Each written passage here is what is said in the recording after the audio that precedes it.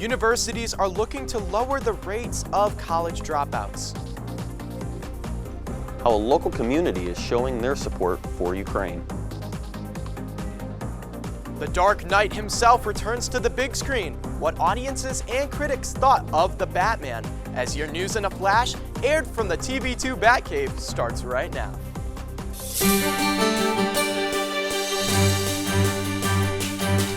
This is TV2 News.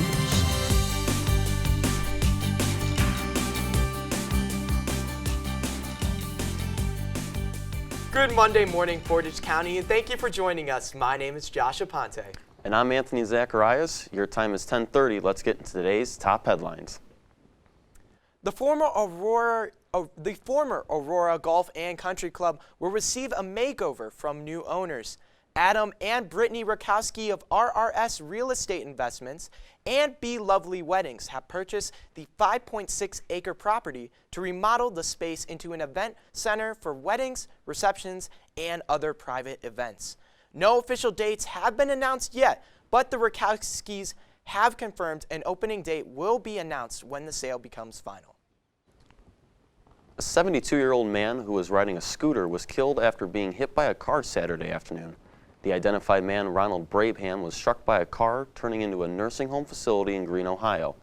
He was pronounced dead at Cleveland Clinic, Akron General, Saturday evening. Over recent weeks, journalists working for the Adams Publishing Group in Athens County have either resigned or quit due to working conditions. This comes after a top editor who was fired and advertisements published within the newspapers have been criticized. There is hope that a new publication called the Athens Independent will be created as a replacement. Disappointing, heartbreaking a bit to read that, to know that I've been rejected from that school before. Colleges are working to reduce the number of college dropouts their freshman year. The universities like Florida Atlantic University are putting programs in place to help students balance their school and outside lives to help stay in school. The percentage of students who drop out between their freshman and sophomore years has dropped from 25% to 18% since the program has started.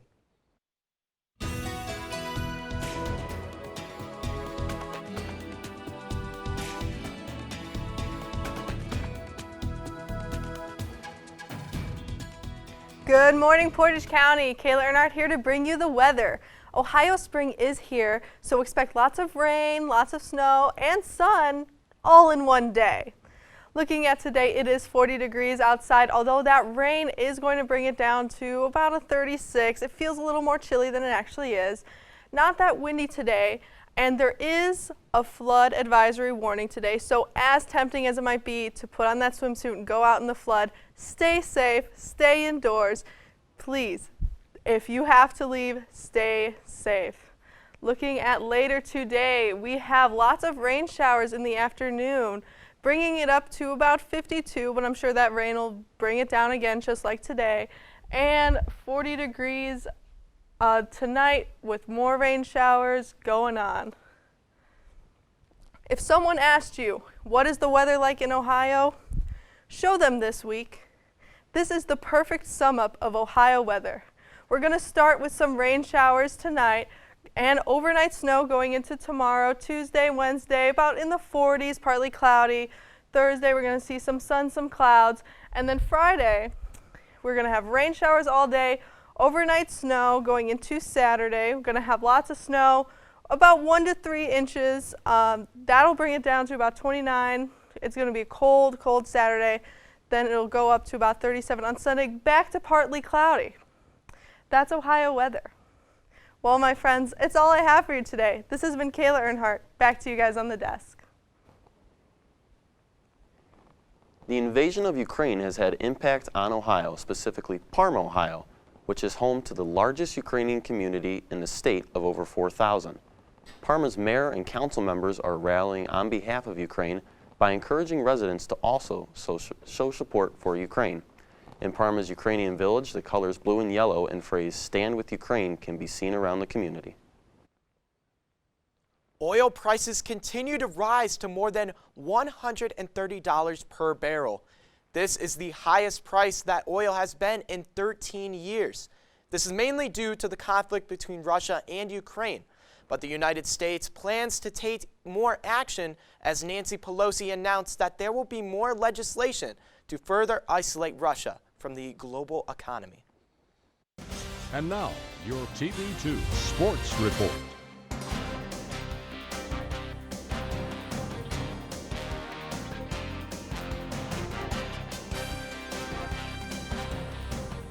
Good morning, Portage County. I'm Michael Neenan, and welcome to another edition of Monday Morning Sports Block.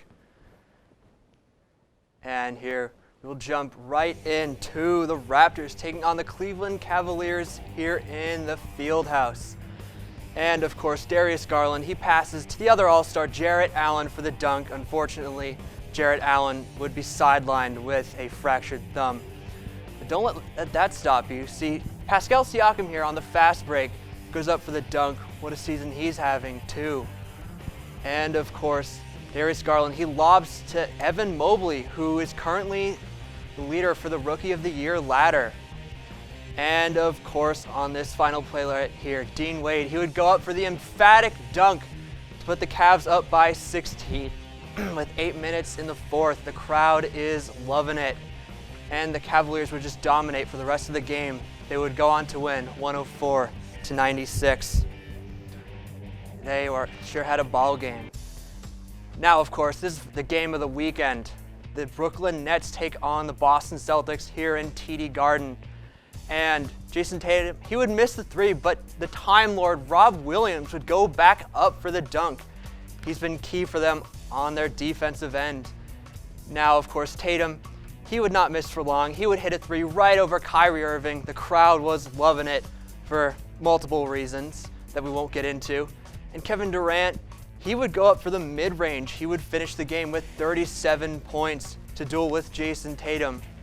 And then Kyrie Irving, he would have himself a game too, despite being booed as he hit a shot over two defenders, getting booed the whole time. But of course, Jason Tatum, he matched with Kevin Durant, and he would hit the mid-range jumper. He would finish with 54 points.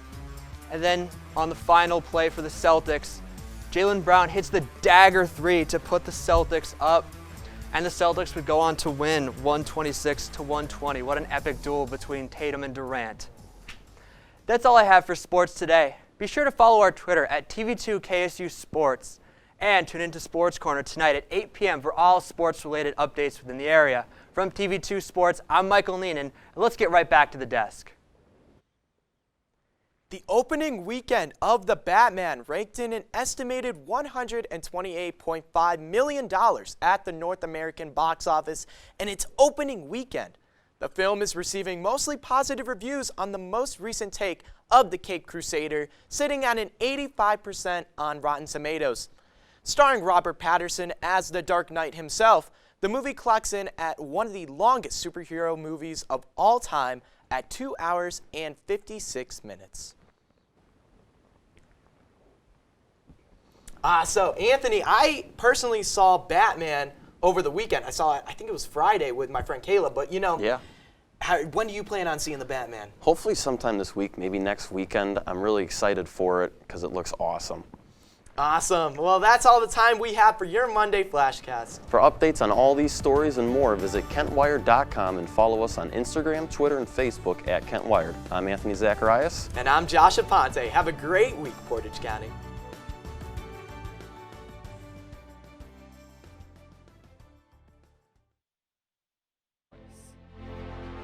And every voice has the power to shape the world. Ours is no different. Our voice is 85 years in the making, a voice that's more than 700 students strong, one of the largest in the nation. It's 10 different award-winning media partners sharing 34 outlets, all working united toward a common goal. Our voice reaches 30,000 households on TV, over 22,000 magazine readers per year, 500,000 newspapers, feature films in stores nationwide. Our voice is pride in what we do. It empowers students, emerging professionals, to ask tough questions and demand answers. We believe in our voice. We believe in its ability to change the world. And our voice makes us who we are.